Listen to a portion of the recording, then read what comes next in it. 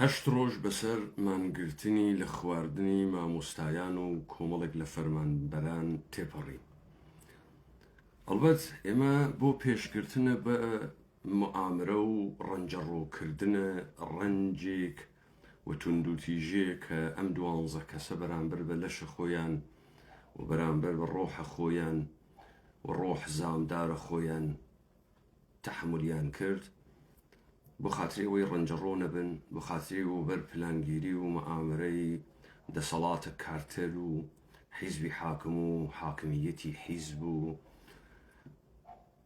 ئەوانە قەرار نەگرن، بڕیارماندا کە وەکو خەڵک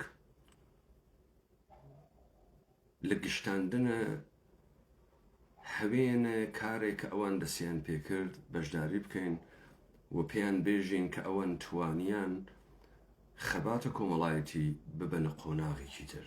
بۆیە ئێمەی خەڵک داوا بکەین چون خەباتەکە گۆڕاوە و لە قۆناغێکەوە بەرز بووەتەوە بەرەو قۆناغێکی تر، شێوە و جۆری مانگرتن لە خواردن بشکێنرێ و بڕۆین بەرەو خەباتە مەبەستدارە پار و بەرینەکەی کە سەبەب و هۆکەی ئیرادە و مەبەستی ئەم 12 کەسە و دەور و پشتیان بوون.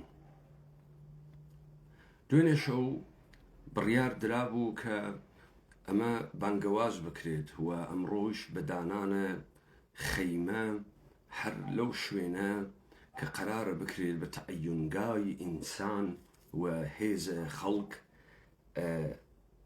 ئەو بانگەوازە بخوێنرێتەوە. بۆیە لەگەڵ ڕقەمی حەوتا نائاشنا نەبن، ئەمە لەسەر حەوت ڕۆژەکە نووسراوەتەوە، بەڵام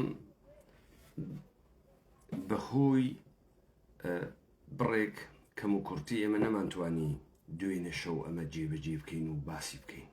من سەرەتا و بەیانە خوێنمەوە ئەوانەی کە ڕوویگن ئەمڕۆ خێمەیان دانیاگە و قەرارە وردە وردە پەرە بدەن بەم کارە و خەیمەگە لەتر دەست پێ بکات، قەرار بوو ئەمە بخوێننەوە و بڵاوی پێ بکەن. حەوت ڕۆژی پڕ لە ئیرادە، پڕ لەوانە بەسەر مامۆستایانی پێشەنگدا تێپەڕیوە. حەوت ژمارەیەکی تایبەتە و حەوت و بەس.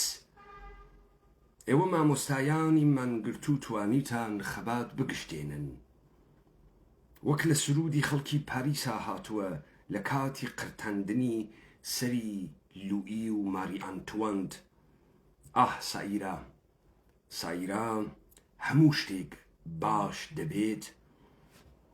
12 کەس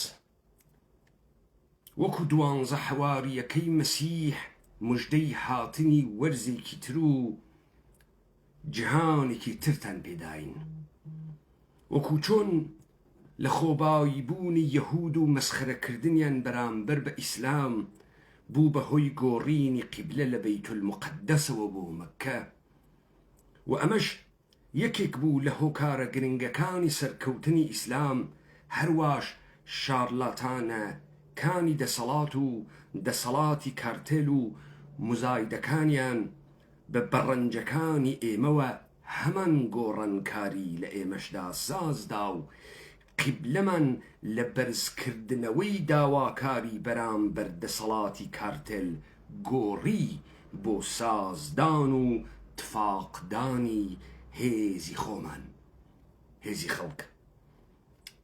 بێگومان بەردەوامی لە خەبات و پێداگری لە پێشنگایەتی تایبەتمەندی و شەرەفێک ئەدات بە سلێمانی، تاوەکو لە سەدەی 21دا شارێکی کوردی پێشی پاریس بداتەوە.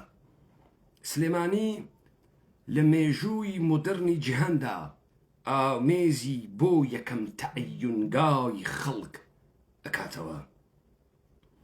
بۆ سازدان و بەتفاقکردنی هێزی خۆمان پێویستمان بە جێ و مەکانێکە. خەیمەی مامۆستایان ئەو جێ و مەکانەی دابین کرد.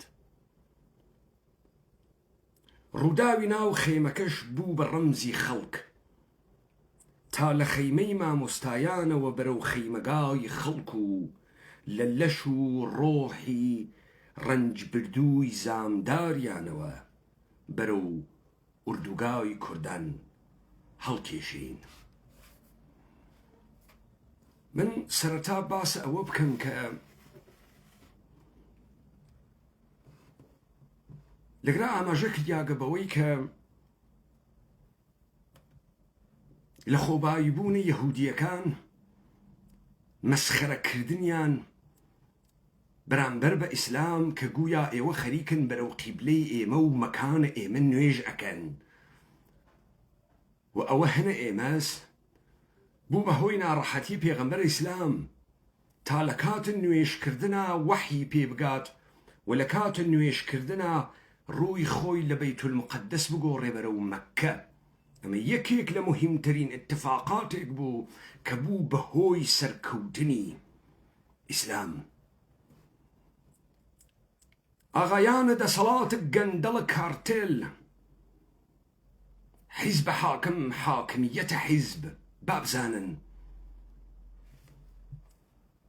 خەڵکە کوردەوار قیبلەی لە بەرزکردنەوەی داواکاری بەرامبەر بە حیزبی کارتێل و دەسەڵاتی کارتێل گۆڕی بۆ سازدانی هێزی خەڵک، هەروەکو ئەو اتفاقی وا لە سەردەمی ئیسلاما کەوت. بابزانن لە دنیای ئمڕۆ ئەوەی تایبەتمەندی ئەدات بە جێگەیەک بە بۆنەیەک و دەرکەوتن و بەردەوام بوون و هێنانە ئارای نوێکاری و ئافڕاندنی تازەس. بۆ خۆتان نەزانن گشتێک مەکان و جێگەیەکی بۆ دەرکەوتن هەست. سەروەت و سامان خۆی لە کالای لوکسا دەرەخا، خۆی لە بینای کەشخە دەرەخا. دەسەڵات شار سازەکە، مەیدانە گەورە دروستەکە، لە دەورە مەیدانە بینای زەخمی مؤسساتی دروست ئەکا تا تۆ بزانی ئەمە دەرکەوتنی دەسەڵات و هێزی حاکمیەتە. بابزانن ڕەوایەتگەلە کەلان وەکو ئەدیان هەر لە بووداییەوە تا ئیسلام و یەهودیەت و مەسیحیەت کە دینی جیهانین مەکان و تەعەیونگای زەمینیان هەست. یەهودیەت و مەسیحیەت ئورشەلیم، ئیسلام مەککە. بابزانن تەنانەت دەسەڵاتەکان شکۆی خۆیان بیرەوەریەکان خۆیان مەکانی بۆ دائەنێن، گۆڕە سەربازەون. مەیدانە ترافلگار سکوێر یا دوارەی سەرکەوتن ناوگانە دەریاویە بریتانیا لە سەرەتای قڕنە 19 بەرامبەر بە هێزە ناپلئۆنیە فەڕەنسا ئێستا لە ناوەڕاستی لەندەنە مەیدانێکیان دروست کردگە بەناوە ترافلگار سکوێر. و ئەمما خەڵک وەکو دیاردەیە دنیای مۆدەرن، وەکو کراود، وەکو مێگەل، وەکو مەس بە قەوڵە ئینگلیسی هیچ تەعەیونگاهێکی نییە. ئەوەی پاریسی کرد بە قیبلەی شۆڕش ئینقلابە کەبیرە فەڕەنسا بوو، ڕۆخاندنە زیندانە بەستیل بوو. ئەوەی فەڕەنسەی کرد بە پەرچەمدار و ئاڵا هەڵگرە دنیای مۆدەرن قۆستنەوەی هەمان ڕووداو بوو لە ڕێگەی تۆپخانەی ناپلئۆنەوە بۆ ناو ئوروپای غەرق لە فێئۆدالی لە دەهەی هەشتای قەرنی 18 تا دەهەی هەفتای قەرنی 19. فەڕەنسا دەستخۆشی یەک لە دوای یەکی شۆڕشەکان بوو، هەتا جمهوریە سێ، هەتا کۆمونە پاریس. بەڵام هیچ تایبەتمەندیەک کە ئمڕۆ نسیبە سلێمانی ئەوێت لە ممارسەکردن و بەردەوام بوونە لە خەباتە، لە هەڵگرتنە تایتڵ و عنوانێکە. سلێمانی گەرەکی بێ و گەرەکی نەبێ پێیان وتووە سلێمانی شارە هەڵمەت و قڕوانی، سلێمانی پێتەختە ڕووناکبیری. سلێمانی پێی خۆش پێ و پێی ناخۆش پێ ڕووداوەکان بەرەو ئەوێ ئەیان بات، بەڵام هەر چەشنە نوێکاریەک لە مبارزە ئەبێتە هۆی گۆڕانکاریەکی بنیادینی جیهانی. ئمڕۆ سلێمانی لە قەرنی 21دا وە پێشی پاریس کەوت. بۆ لەبەر خاتری ئەوەی کە هەروە کە ئاماژەم پێکرد دەرکەوتن هەست لەوەی کە پێ ئێژن تەعەیونگا هەست، لەوەی کە پێژن دەسەڵات، لەوەی پێژن دەسەڵاتی سەروەت و سامان، لەوەی پێژن دەسەڵاتی دینی یا پێگەی دینی. تا ئەم دقیقە هیچ خەڵکێک لەم دنیا ئاوەردگا و تەعەیونگایەکی نییە کە خەڵکی تاکوتەریا، خەڵکی بڵاو پشتپێکریاک، خەڵکی لە تەنیاوی هاڕیاب و هەستە بە بێهێزی کردن بەو مەکانە وەکو قیبلەی هێزە خۆی بنواڕێ، تا بڕوا لەوێ حزور پێیەکە، تا ببێ بەڕەمزێک. ئەمە یەکەم ئیبداعی کوردانە کە بە هەوێنە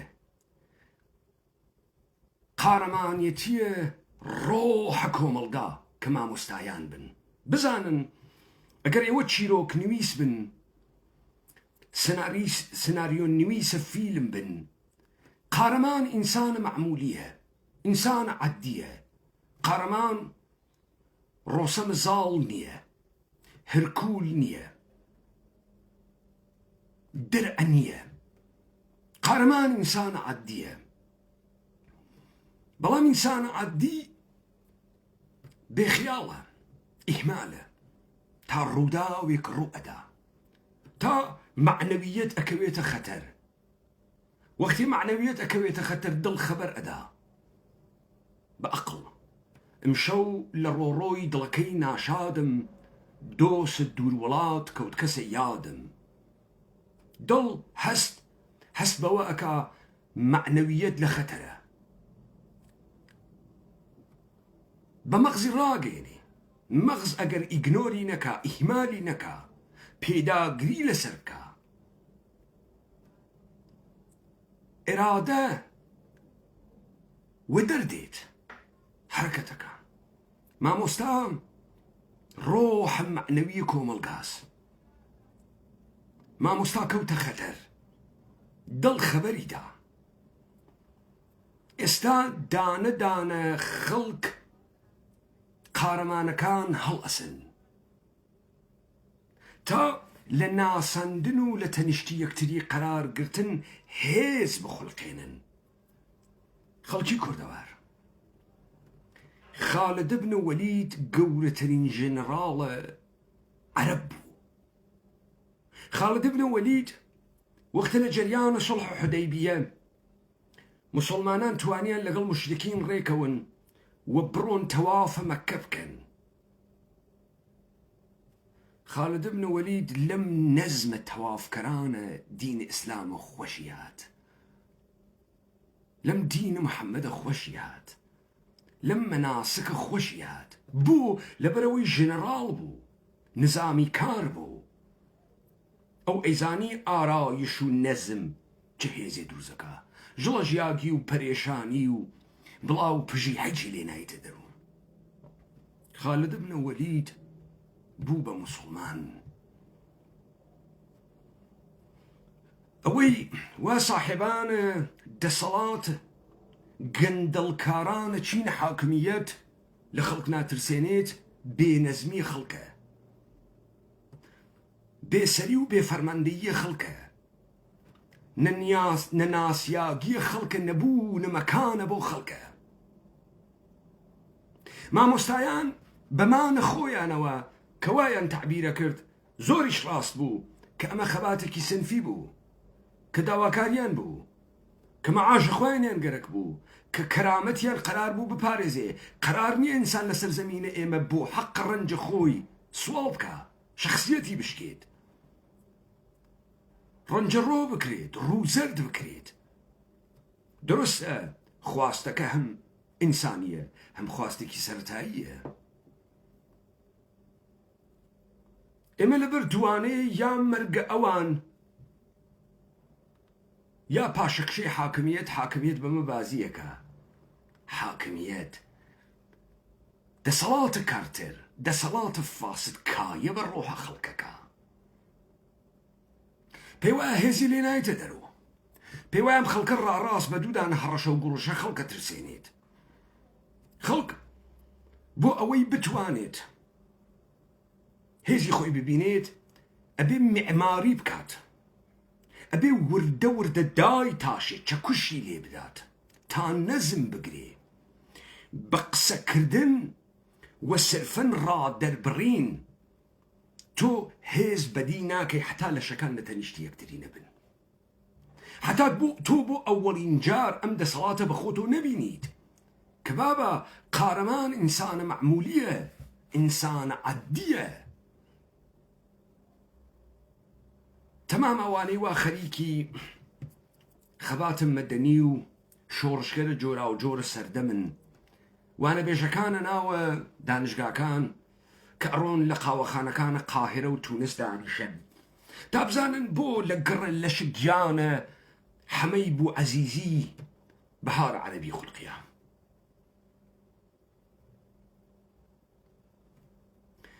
تا بەو نەتیجە بگەن کە کۆمەڵێک ڕێخستنە میدیایی هەبوو، بۆیە بەمە گەیشت. ئەمە ئەبێ بەهۆی ئەوەی کە خەڵک فکر بکە بزوتنەوەی سۆشیال میدیایی ببا بەڕێوە، بۆ لەبەرەوەی مۆدێلەکانە گۆڕانکاری، شۆڕش و قیامە مەدەنی کەس نەیتوانیگە خەلاقیەتە تازەی تیابێرێ. یەکێک لە مهمترین کەمبوودەکانە شۆڕشە خەڵک نەبوونە تەعەیونگاز. وەکو چۆن ئەدیان جێگەیەکیان نەزەڕۆن تەوافیەکەن پێی ئێژن مەکانە خواس، وەکو چۆن ئەدیان وە شێعە جێگەیەک ئەدۆزێتەوە ژێمە قەدەمگای عەلی بن ئەبی تالب و ئەسپی عەلی بن ئەبی تالبە بارەگای بۆ دروستەکە، وەکو چۆن تەسەوف بارەگا دروستەکە بۆ پیرە تەریقەت تا خەڵک بڕوات دەخیلی پێوە بوەسێ. لە حەوزەی گەورەترە ئێمەی ملیۆن ئینسان لە ناو شار، لە پێگەی شار مەکانە و دەرخستنە خۆمان، تەعەیون پێدانە خۆمان، یعنی لە بێناوی، لە دەرکریاگی، لە ئیگنۆرکریاگی تەعیین نەکردە. بۆ یەکەم جار لە سلێمانی، بۆ یەکەم جار لە جیهانە لە سلێمانی مەکانێک سمبولیک ئەکرێ بە تەعەیونگای خەڵک تا خەڵک ئوردوگای کوردانی تیادا بنێ، تا سپای نگریسی دەسەڵاتی کارتەل بە دینە خەیمەکان خەڵک و ئاگرە خەیمەکان خەڵک تداعی ئوردوگای هێزی خەڵکی بۆ ببێتەوە گەڕە هەر شعلەیە ئاگرێک لە شەوانە سلێمانی لە ئوردوگای کوردانە سەف دوژمنە شکێنێت، سەف دوژمنە ڕوخێنێت. ئەمانە پێیان وایە ئەمە تاکوتەریاین، ئێمە کۆ نابینەوە، ئێمە پڕین لە شەهوەت و لە خۆبایی بوون و بە ئیلتجای جۆرا و جۆر. ئێمە گشتمان بە یەک قیاسەوە خەریکی نەهاڕین، گشتمان بە یەک قیاسەوە حاڵمان خراپە، گشتمان بە یەک قیاسەوە ڕۆژ نییە تەعەدا بە ڕۆح و بە کەرامەت و بە شەرافتمان نەکرێ. بەڵام ئێوە خیاڵتان ڕاحەتە، ئێمە بێهێزین.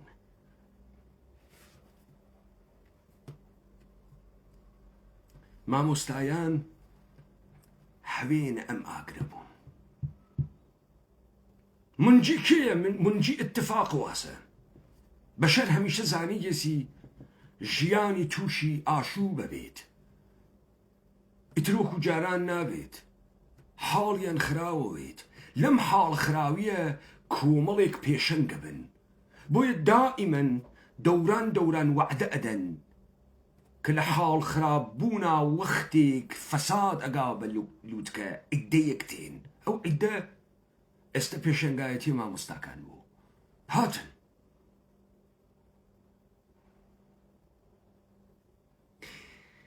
ئەگەریش حەقیقی بێ ئەگەریش مەجازی بێ ئینسانێک ئەو پەڕی تونند و تیژی بەرامبەر بە ڕۆح و بە لەشە خۆی دروست کرد تەواو ئەمە هەوێن هەستانەوەی خەڵک بوو لەمەوە دوای ئەمە ڕووی نەناوە قۆناغێکی تر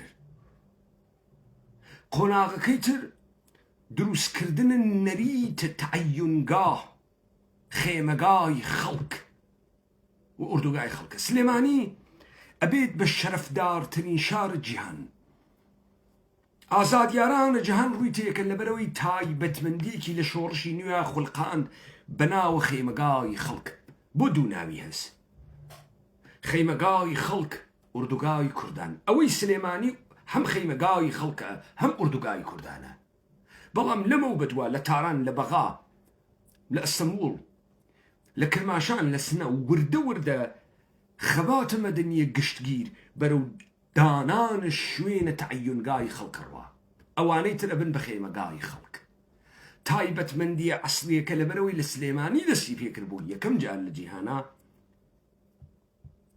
ئەبێت بە ئوردوگای کوردان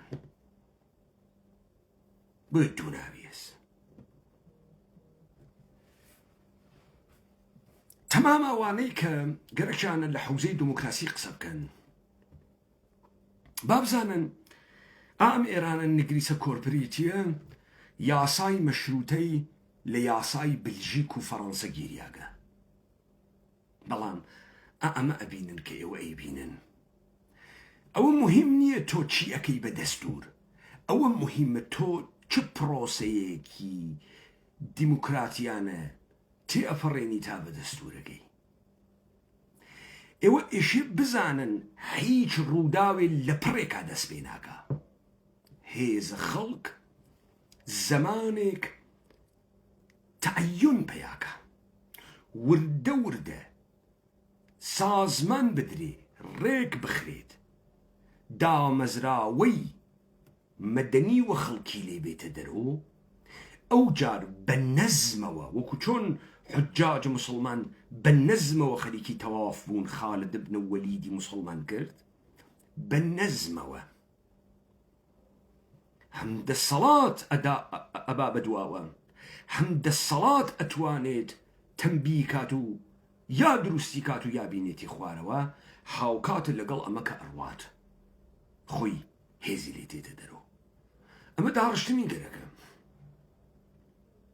ئەمە هەنگاو هەڵگرتنی گەرەکە مامۆستایان مەشخەڵیان گرتە دەسۆ ئەوان چوون چوارک فەرمانبەری تریش چوو لەگەڵیان بوون بە 12 کەس 12 حەواری مژدەی هاتنی جیهانێکی تریاندا ئێمەش بە پیریان و ڕۆیشتین ئێمەشیان لە خەوە غفڵەت هەڵساند ئێستا قۆناغە خەبات هەڵکێشاوە لە برسیەتیەوە بەرەو ئوردوگای کوردان و خەیمەگای خەڵکە ڕۆین تازە تێپەڕی لە بەرزکردنەوەی خواست بەرامبەر بە دەسەڵاتی کارتێل و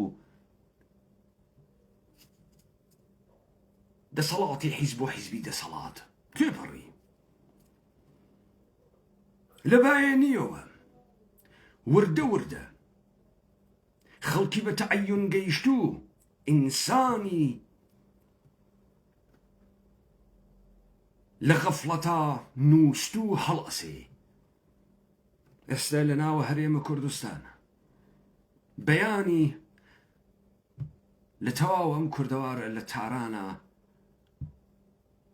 لە مەهابادا لە سنە لە جوانڕۆ لە کرماشان خەڵک بەرەو دانانە خەیمە لە ئوردوگای کوردانە تێت پێشەنگایەتی سلێمانی وە کوردان دەم و چاوە ڕۆژهەڵاتە ناوەڕاستە گۆڕێت هێز ملیۆن ئینسان تاک و دەریاکریاک أخلقيني داي أتاشي دريتيري وأم شرفة نسيب مع مستعيان نسيب شعر سليماني بو